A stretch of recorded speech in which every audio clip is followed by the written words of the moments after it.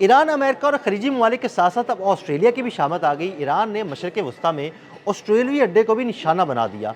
ये निशाना क्यों बनाया गया, आमिर रज़ा से बात करते हैं। आमिर भाई, ऑस्ट्रेलिया के अड्डे को निशाना बनाया गया, क्या वहाँ से भी कोई लॉजिस्टिक्स मिल रही थी? देखिए, पहली बात तो ये है कि ऑस्ट्रेलियन वज़ीर-ए-आज़म जो हैं एंथोनी, उन्होंने इस बात की तस्दीक कर दी है कि उनके फ़ौजी अड्डे को निशाना बनाया गया है।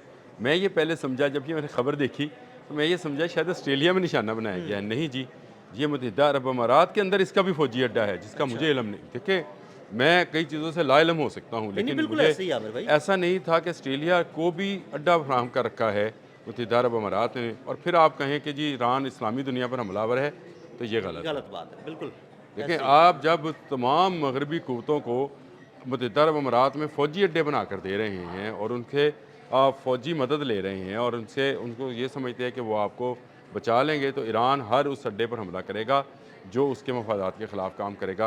ऑस्ट्रेलियन वज़ीर-ए-आज़म ने पिछले दिनों, मैंने आपके साथ बात भी की हाँ थी, जी। कि एयर टू एयर मिसाइल देने का जो है ऐलान ऑफ़र किया था किया, उन्होंने, और उसने बिल्कुल। कहा जी हम एयर टू एयर मिसाइल जो हैं मुत्तहिदा अरब अमारात को देना चाहते हैं, क्योंकि वहाँ पर इंटरसेप्टर्स की कमी है और इस वक्त इनके पास शायद 136 का एक इलाज था कि ये अपना जहाज़ उड़ाते थे और एयर टू एयर मिसाइल के साथ, यानी $20,000 के एक शायद 136 को मारने के लिए ये मिलियन ऑफ डॉलर्स का एयर टू एयर मिसाइल जो है उसको फायर करते थे, जहाज़ उड़ाते थे और उसके बाद ये ख़त्म करते थे। अब इनके पास जब ये मिसाइल्स कम होना शुरू हुए तो ऑस्ट्रेलिया ने ऑफ़र की कि वो ना सिर्फ इनको एयर टू एयर मिसाइल देगा, बल्कि ग्राउंड टू एयर मिसाइल भी फराहम करेगा, सही। यानी वही इंटरसेप्टर जो हैं कुछ उससे मिलते जुलते इंटरसेप्टर जो हैं वो फराहम करेगा। यानी ग्राउंड पर बैटरीज लगेगी और वहाँ से जो है ना अब वो। ऑस्ट्रेलिया वहाँ पर इस अड्डे से बैठकर असल में अमेरिका ही ऑपरेट, देखें अमेरिका चाहता ये है। तो ऑस्ट्रेलिया अमेरिका का इत्तेहादी है ना? नहीं, ऑस्ट्रेलिया अमेरिका का इत्तेहादी है, लेकिन ऑस्ट्रेलिया मुत्तहिदा अरब अमारात में भी मौजूद है, हाँ जी, फ़ौजी अड्डे समेत। बिल्कुल। अब वो चाहता ये है अमेरिका के किसी न किसी तरीके से ऑस्ट्रेलिया को भी इसमें इन्वॉल्व करे। अब ऑस्ट्रेलिया को अब ये फेक फॉल्स ऑपरेशन है या ईरान ने वाकई में हमला किया है, इसका अभी जो है सामने आना है। लेकिन ऑस्ट्रेलियन वज़ीर-ए-आज़म का ये कहना है कि ईरान ने हम पर हमला किया है, हमारा फ़ौजी अड्डा जो है उस पर मिसाइल दागा है और हम जो है इसकी मज़म्मत करते हैं। यानी अभी तो वो ये कह रहे हैं मज़म्मत करते हैं, लेकिन अंदरूनी खाना बात यह है कि अमेरिका भी यही चाहता है क्योंकि और मुल्क उसकी मदद को आए। देखिए, आपने हुर्मुज़ में इस वक्त वो फंसा पड़ा है, खलीजी ममालिक जो हैं वो डरे बैठे हैं, आमिर भाई, वो वो कोई बड़ा सामने नहीं बेबस आ लग रहा। रहा है, वो फंसा पड़ा है और बहुत बेबस लग रहा है। बेबस भी है और अभी इसने इस बेबसी का रोना रोना भी है। अभी इनको बहुत सारी चीज़ों का पता चलना है, इनकी तवक्को से ज़्यादा रिएक्ट कर गया ईरान, और ईरान अभी तक अगर रिएक्ट कर रहा है या मिसाइल दाग रहा है, जिस तरह उसने कल इसराइल के ऊपर 100 से ज़्यादा मिसाइल हाँ जो जी। हैं बैलिस्टिक मिसाइल दागे हैं, और जिस तरह से क्लस्टर बमों की बारिश कर रहा है वो, अभी ये बारिश इसने मिडल ईस्ट में करनी है, ये याद रखिएगा। बिल्कुल ऐसे ही। ये शहरी इलाकों में तो नहीं होगी, लेकिन जो इनके फ़ौजी अहदाफ हैं वहाँ पर क्लस्टर बमों की बरसात होना वैसे है। क्लस्टर बमों की बरसात से पहले ही तकरीबन 60 to 70% वो अड्डे तबाह हो चुके हैं। देखिए, हाँ जी, बिल्कुल आपने ये 60-70% जो कहा, ये तकरीबन 80%, अगर आप इसको कहें कि 22 इनके फ़ौजी अड्डे हैं, 17 उसमें से तबाह हो गए, बाकी बच के 5, और ये 5 अड्डे जो हैं इनमें ये ऑस्ट्रेलियन अड्डा भी आप शामिल कर लें कि जिस पर अब हमला किया गया है। मेरा ख्याल है जिस तरह से इटली भागा है, फ्रांस भागा है, अब ऑस्ट्रेलिया के भागने की बारी है। मिडल ईस्ट से इन यहूद व हनूद को और जो नसारा हैं, इनको खाली कराने का मिशन मेरा ख्याल है वादा सादिक 4 है, इनसे खाली कराया जाए। देखें, ईरान ने जो अपनी शराइत आयद की हैं जंग बंदी की, उसमें ये चीज़ शामिल है कि ये तमाम लोग जो हैं अपने फ़ौजी अस्करी जो चीज़ें हैं वसाइल उठाकर यहाँ से अपने मुल्कों को वापस जाएँ, मिडल ईस्ट को खाली करें, और मिडल ईस्ट में अगर कारोबार करना चाहते हैं, तेल की बिज़नेस करना चाहते हैं, ज़रूर करें, लेकिन आप ये नहीं हो सकता कि वहाँ पर अस्करी बैठकर अस्करी फ़ौजी ताकत का मुज़ाहिरा नहीं हो सकता। अस्करी ताकत का मुज़ाहरा करेंगे तो फिर ईरान उस पर रिएक्ट करेगा, और ईरान बिल्कुल सही रिएक्ट कर रहा है। जो लोग कह रहे हैं कि ईरान मुस्लिम दुनिया पर हमलावर है, ईरान मुस्लिम दुनिया को साथ मिलाना चाहता है। अली लारजानी शहीद ने 16 मार्च को ये हाँ ख़त जी, लिखा बिल्कुल। कि तमाम मुसलमान इकट्ठे हो जाएँ, यहूद व नसारा से जान छुड़ाएँ, निकलें, हम देखें अपनी कंपनीज़ बना सकते हैं, अपनी प्रोडक्ट्स बना सकते हैं, अपनी चीज़ों को जो है इस्तेमाल करके अपने लोगों को खुशहाल बना सकते हैं। लेकिन इस्लामी दुनिया के बहुत सारे ममालिक ऐसे हैं जो अब भी अमेरिका और इसराइल को अपना देवता बनाए बैठे हैं। मेरा ख्याल है उनको इस असर से निकलना पड़ेगा, और जो ईरान के ख़िलाफ़ जो अड्डा इस्तेमाल होगा, जो मुल्क इस्तेमाल होगा, ईरान उस पर रिएक्ट करेगा। ऑस्ट्रेलिया इस्तेमाल होने जा रहा है तो ऑस्ट्रेलिया को भी उसने निशाना बना लिया, ताकि ये सनद रहे कि कोई मुल्क ऐसा नहीं है जो इसराइल और अमेरिका की मदद करे और ईरान के कहर से बच जाए, ईरान अपना कहर उस पर ढाएगा। ईरान के पास बेपनाह वसाइल हैं मिसाइल बनाने के भी, और उसने अभी बहुत सारे अभी तो मिसाइल उसके मिसाइल शहर जो हैं उनमें हज़ारों मिसाइल पड़े हुए हैं। ये तो एक पूरी एक स्टोरी मैं अभी देख रहा था एक बाहर के मीडिया के ऊपर।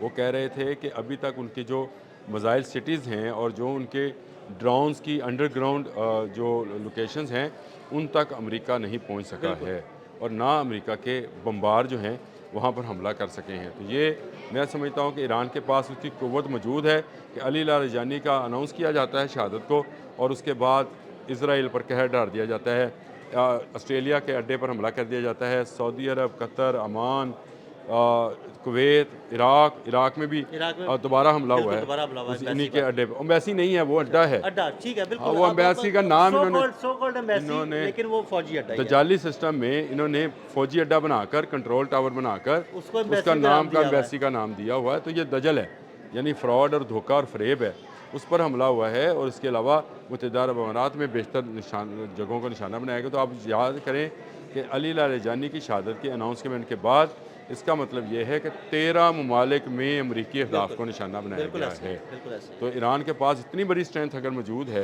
मिसाइल्स की और ड्रोन्स की, और बहुत सारे ड्रोन्स तो अभी उसने इस्तेमाल भी नहीं किए हैं, अभी वो शायद 136 अभी से, सिर्फ शायद 136 ही चल रहा है।